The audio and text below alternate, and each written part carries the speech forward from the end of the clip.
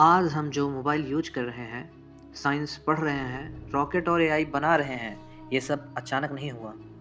आज से लगभग 2 लाख साल पहले इंसान भी एक नॉर्मल जानवर जैसा ही था। ना कोई लैंग्वेज, ना साइंस, ना ही टेक्नोलॉजी। फिर ऐसा क्या हुआ कि वही स्पीसीज आज दुनिया की सबसे इंटेलिजेंट स्पीसीज बन गई है।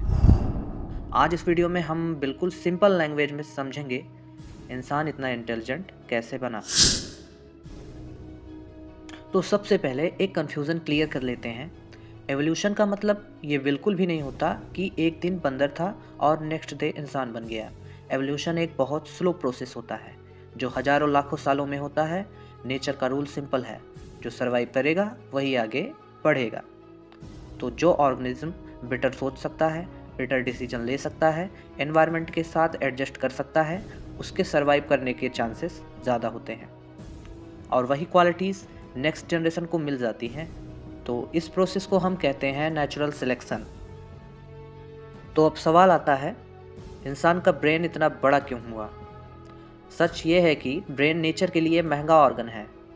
ब्रेन ज़्यादा एनर्जी लेता है, ज़्यादा फूड मांगता है। अगर ब्रेन का कोई फ़ायदा ना होता तो नेचर यूज कभी अलाउ नहीं करती।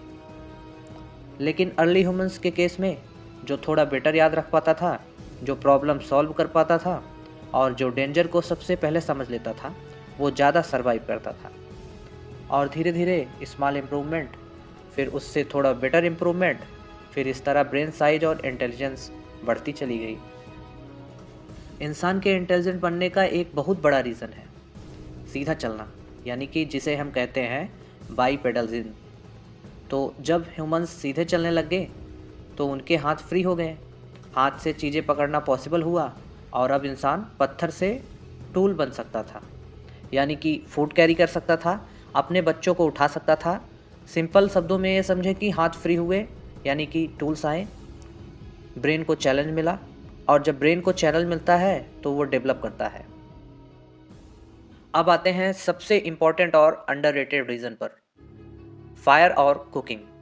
जब ह्यूमंस ने आग का यूज करना सीख लिया तो खाना पक्का होने लगा, खाना सॉफ्ट हो गया, डाइजेशन उसका इजी हो गया, क्योंकि जब वो पका के खाने लगे तो डाइजेशन आसान हो गया।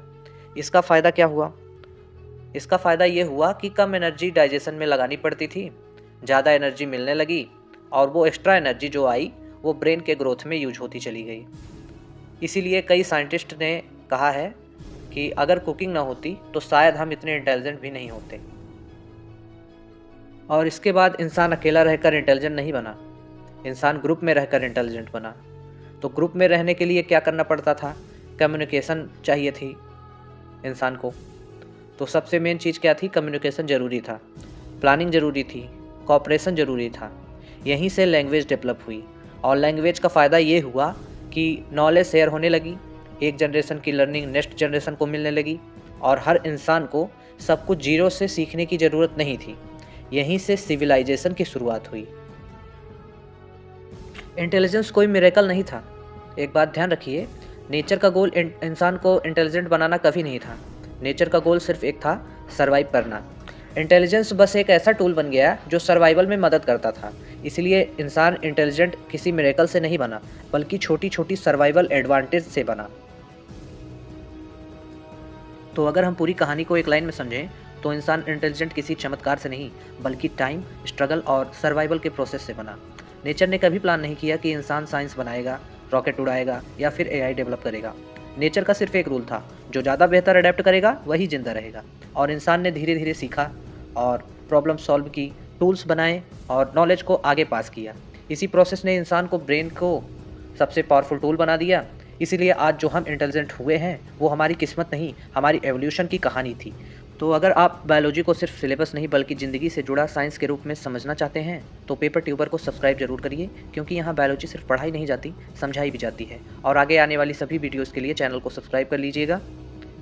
वीडियो अगर अच्छा लगा हो तो प्लीज़ लाइक कर दीजिएगा। बाकी मिलते हैं आपसे नेक्स्ट वीडियो में, तब तक के लिए धन्यवाद।